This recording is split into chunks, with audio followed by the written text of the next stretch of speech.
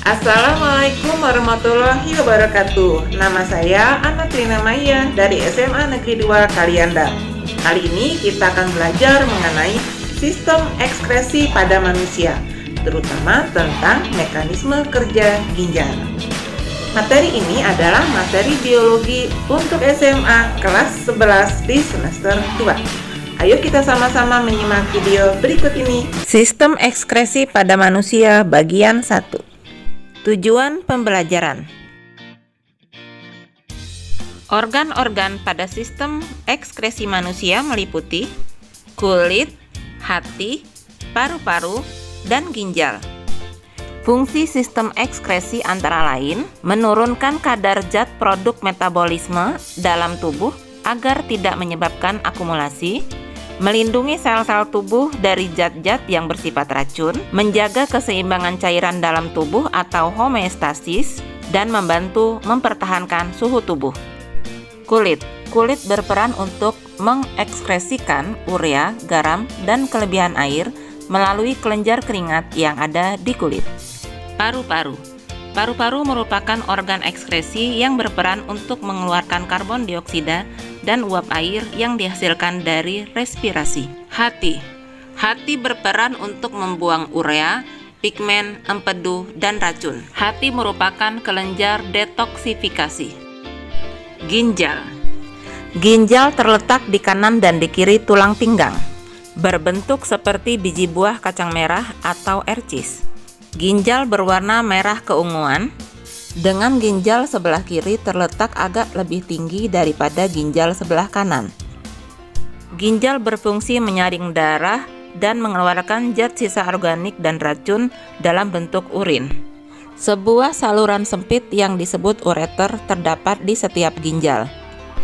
Ureter inilah yang terhubung ke kantong besar yang disebut kandung kemih atau vesika urinaria. Pada akhir kandung kemih terdapat saluran berotot yang disebut uretra. Struktur ginjal. Ginjal terdiri dari bagian luar yang disebut korteks dan bagian dalam yang disebut medula. Medula akan terhubung ke dalam pelvis renalis. Pada bagian korteks terdapat nefron yang merupakan unit terkecil penyaring darah. Pada nefron terdapat arteri aferen dan arteri eferen, kapsula Bowman dan glomerulus, tubulus contortus proximal, lengkung Henle, dan tubulus contortus distal, serta tubulus collectivus. Mekanisme pembentukan urin. Ada 3 proses dalam pembentukan urin, yaitu filtrasi, reabsorpsi, dan augmentasi. Filtrasi glomerulus yaitu proses penyaringan plasma bebas protein melalui kapiler glomerulus ke dalam kapsula Bowman. Cairan yang difiltrasi akan melewati membran glomerulus yang mampu menahan sel darah dan protein plasma, serta melewatkan air dan molekul berukuran kecil. Hasil dari filtrat glomerulus adalah urin primer.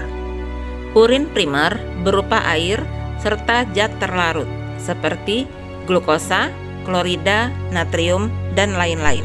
Namun tidak lagi terdapat protein plasma ataupun elemen seluler. Urin primer disebut juga filtrat glomerulus, yang kemudian filtrat ini akan menuju tubulus contortus proximal. Reabsorpsi. Reabsorpsi merupakan proses penyerapan kembali zat yang dibutuhkan oleh tubuh. Reabsorpsi terjadi di tubulus contortus proximal, lengkung Henle, tubulus contortus distal, sampai tubulus collectivus. Zat yang diserap kembali akan masuk ke kapiler peritubuler dan dikembalikan ke sistem peredaran darah. Zat yang kembali diabsorpsi antara lain ion natrium, ion klorin, glukosa, air, urea, dan ion anorganik. Hasil dari reabsorpsi disebut urin sekunder. Augmentasi. Urin sekunder dari tubulus contortus distal akan memasuki tubulus pengumpul. Di tubulus ini masih terjadi penyerapan kembali air, garam NaCl, dan urea, sehingga terbentuk urin yang harus dibuang dari tubuh. Dari tubulus pengumpul, urin kemudian memasuki pelvis renalis, lalu mengalir menuju ureter, kemudian ke kandung kemih. Faktor yang mempengaruhi proses pembentukan urin antara lain faktor internal seperti hormon ADH, hormon insulin, serta sistem renin-angiotensin aldosteron.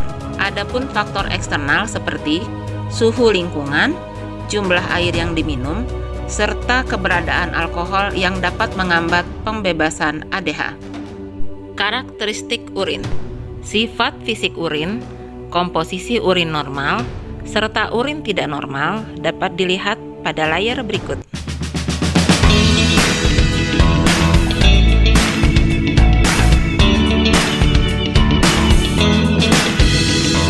Sekian dan terima kasih. Jangan lupa like dan subscribe ya.